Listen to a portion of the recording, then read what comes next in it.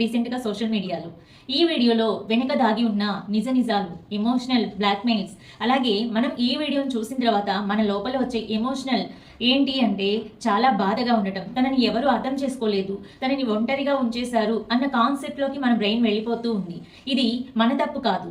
మనం ఏదైతే చూస్తున్నామో దాని తాలూకు ఎఫెక్ట్ అనేది మన బ్రెయిన్ మీద మనం ఎలా వేస్తున్నామో తెలియకుండానే పడే బర్డెన్ అనేది చాలా వరకు ఉంటూ ఉంటుంది. మరి ఇలాంటి బర్డెన్స్ ఈ మధ్య కాలంలో పెద్దవాళ్ళకి మాత్రమే కాదు, చిన్న పిల్లలకి, అందులో కూడా టీనేజర్స్కి చాలా వరకు వస్తూ ఉంటుంది. ముందుగా ఈ టీనేజర్స్ని ఎలా మనం ఎమోషనల్గా స్ట్రాంగ్గా ఉంచాలి, అలాగే మెంటల్ వెల్బీయింగ్నెస్ అనేది కూడా చాలా అవసరం ఇప్పుడున్న టీనేజ్ వయసు నుంచి పెద్దవారి వరకు. ఒకప్పుడు పెద్దవారికి మాత్రమే ఇలాంటి మెంటల్ వెల్బీయింగ్నెస్ అనేది కోల్పోతూ ఉంటారు. బట్ ఇప్పుడు పుట్టిన పిల్లల నుంచి పెద్దవాళ్ళ వరకు ఇలాంటి సిచ్యువేషన్ని ఫేస్ చేస్తూ ఉంటారు. అలాగే ఈరోజు మనం ఈ విషయం గురించి ఎందుకు చర్చించుకుంటున్నామని అనుకున్నట్లయితే, ఈరోజు టీనేజర్స్కి మెంటల్ వెల్బీయింగ్ డేగా మనం చెప్పుకుంటూ ఉన్నామన్నమాట. ఎస్పెషల్లీ మన పిల్లలు ఎవరైతే ఉన్నారో వాళ్ళ టీనేజ్ లెవెల్స్లో, టీనేజ్ ఏజ్కి దగ్గరలో ఉన్న వాళ్ళు కావచ్చు, లేదా టీనేజ్ ఏజ్ అయి ఉన్న వాళ్ళైనా కావచ్చు, వాళ్ళ మెంటల్ వెల్బీయింగ్ని మనం ప్రొటెక్ట్ చేసుకుంటున్నామా, అలాగే వాళ్ళని వరల్డ్ టీన్ మెంటల్ వెల్నెస్ డేగా ఈరోజు మనం చెప్పుకుంటూ ఉంటాం. మరి ఇలా ఏ డేస్ వస్తే ఆ డేస్ని సెలబ్రేషన్ చేసుకోవటమే కాదు, దానికి ఉన్న రీజన్ ఏంటి, అలాగే దాని వెనక పరమార్థం ఏంటి అనేది కూడా మనం తెలుసుకుంటూ ఉండాలి. అప్పుడే మన టీనేజ్ లెవెల్లో ఉన్న పిల్లలు ఎవరైతే ఉన్నారో, ఎస్పెషల్లీ 7 to 16 ఇయర్స్ వరకు ఉన్న టీనేజ్ పిల్లల్లో సెన్సిటివ్ మ్యాటర్స్ అనేవి మనం ఎలా హ్యాండిల్ చేయొచ్చో మనకి పూర్తిగా అర్థమవుతూ ఉంటుంది.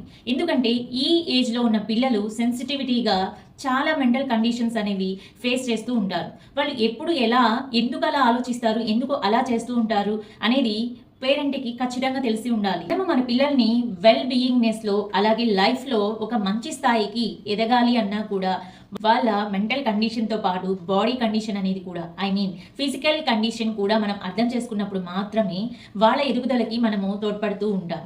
ఇలా సపోర్ట్ చేయడానికి మనకి వీటన్నిటి గురించి తెలిసి ఉండాలి ఒక పేరెంట్గా. ఇలా ఎవరైతే 7 ఇయర్స్ నుంచి 16 ఇయర్స్ బిలో ఉన్న పిల్లలు ఉంటారో వాళ్ళు ఎందుకు బిహేవ్ చేస్తున్నారు, వాళ్ళు ఎందుకు అలా తయారు అయ్యారు అనే కేస్ స్టడీ ప్రకారం చూసుకున్నట్లయితే, వాళ్ళు ఈ స్టేజ్లో వాళ్ళ మెంటల్ కండిషన్స్ అనేవి ఎప్పటికప్పుడు చేంజ్ అవుతూ ఉంటుంది. ఇలా చేంజ్ అవుతూ ఉండటం వల్ల వాళ్ళు స్టబార్న్గా ఉంటూ ఉంటారు. వాళ్ళతో మనం వాదించలేము, అలా అని ఫైటింగ్ కూడా చేయలేము. మెంటల్ కండిషన్ అనేది ఎలా ఉంటుంది అంటే, చాలా పెద్ద పెద్ద కోరికలు ఉంటూ ఉంటాయి, కానీ వాటిని ఎలా ఎక్స్ప్రెస్ చేయాలో తెలిసేవి కాదు. వాటిని ఎలా చేయాలో కూడా తెలియక, అలాగే ఓపెన్గా మనతో షేర్ చేసుకోలేని పరిస్థితిలో ఉంటారు. పేరెంట్గా వాళ్ళని దగ్గర తీసుకొని కూర్చోపెట్టుకొని వాళ్ళ మెంటల్ కండిషన్తో పాటుగా వాడు స్ట్రగుల్ అవుతున్న విధానం ఏంటి అనేది పేరెంట్ టిప్స్ అండ్ ట్రిక్స్ అనేది ఓల్డ్ వర్షన్ లాగా ఉంటే మాత్రం అస్సలు కుదిరే పని కాదు. ఎప్పటికప్పుడు వాళ్ళని చెక్ చేసుకుంటూ గైడెన్స్ ఇస్తూ, అప్పుడు మనకి అనిపించేది ఏంటి అంటే మిస్బిహేవ్ చేస్తున్నారు అని. కానీ తన లోపల తనకు అర్థమైంది ఏంటి అంటే వీళ్ళు ఎప్పటికీ నన్ను అర్థం చేసుకోలేరు అని. వీటన్నిటి ద్వారా పోనీ మనం వాళ్ళని కంట్రోల్ చేయడానికి మన వాయిస్ రైజ్ చేసినా, లేదు వాళ్ళని క్రిటిసైజ్ చేసినా, లేదు ఇంకే విధంగా భయపెట్టినా కానీ వాళ్ళు స్టబర్న్ అయిపోతూ ఉంటారు. అంటే ఇంకొంచెం మొండిగా తయారవుతూ ఉంటారు. ఈ వాతావరణం మనమే కల్పించిన వాళ్ళం అవుతాం. ఎందుకు అంటే వాళ్ళ ఎమోషనల్ని బ్యాలెన్స్ అవ్వడం కోసం మనం చేసే ప్రయత్నాలు ఏవి ఉండవు. కొత్తగా కాకుండా ఎప్పటిలాగానే మన చిన్నప్పుడు ఉన్న విధానాలు, ఇప్పుడున్న విధానాలు పేరెంటింగ్లో చాలా చాలా తేడాలు వచ్చేసాయి. ఎప్పుడు కూడా మనము ఒక్క మాట చెప్పంగానే విన్నాము, మా అమ్మ వాళ్ళ తరపున మా చిన్నప్పుడు మేము ఇలా అలా అని మనతో ఎప్పుడైతే పోల్చి వాళ్ళకి చెప్తూ ఉంటామో, సహజంగా పేరెంట్స్ ఏం చేస్తూ ఉంటారంటే, ఎవరైనా పిల్లలు కనుక మిస్బిహేవ్ చేస్తున్నట్లు అనిపించినా, లేదు వాళ్ళు మొండిగా ఉన్నారు అని తెలిసినా, మనము మనవేలో వాళ్ళని అర్థం చేసుకోకపోగా, ఎమోషనల్గా కనెక్ట్ అవ్వలేకపోగా, వాళ్ళకి మనం వాళ్ళ వయసుకి తగ్గ విధంగా కాకుండా పెద్దవారిగా ట్రీట్ చేస్తూ ఉండటం, అలాగే వాళ్ళకి లెక్చర్ల మీద లెక్చర్లు ఇచ్చేస్తూ ఉండటం, ఇలా మనం చేసే అతి పెద్ద తప్పు.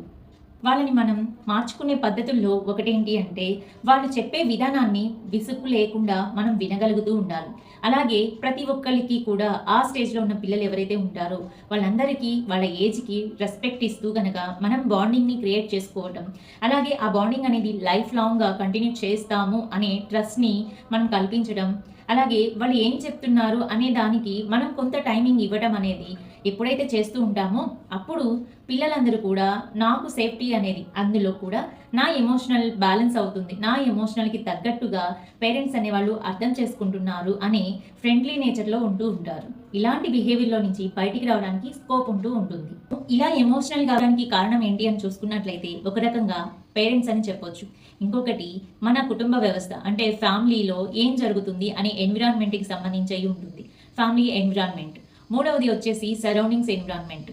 నాలుగోది వచ్చేసి ఎమోషనల్గా మనం ఎలా కనెక్ట్ అవుతున్నాము, మన బిహేవియర్ పిల్లలతో ఎలా ఉంటుంది అనే దాని గురించి కూడా ఈ ఎఫెక్ట్ అనేది పడుతూ ఉంటుంది. అలా కాకుండా మన పిల్లలు ఎప్పుడైనా కూడా లెక్చర్స్ చెప్తే వినరు, అర్థం చేసుకోరు. అలా కాకుండా వాళ్ళకి మనం చెప్పే విధానంలో చెప్పడం మాత్రమే కాదు, చూపించాలి కూడా. మన ఫ్యామిలీలో మనం మాట్లాడే విధానం, మనం స్ట్రెస్ని ఎలా మేనేజ్ చేసుకుంటున్నాము అనే విధానం, మనం లైఫ్ని ఎలా ఎంజాయ్ చేస్తున్నాము అనే విధానం చూస్తూ నేర్చుకుంటారు పిల్లలు. ఫ్యామిలీ ఒక చిన్న గ్రూప్ లాగా ఫామ్ అవుతూ ఉండాలి.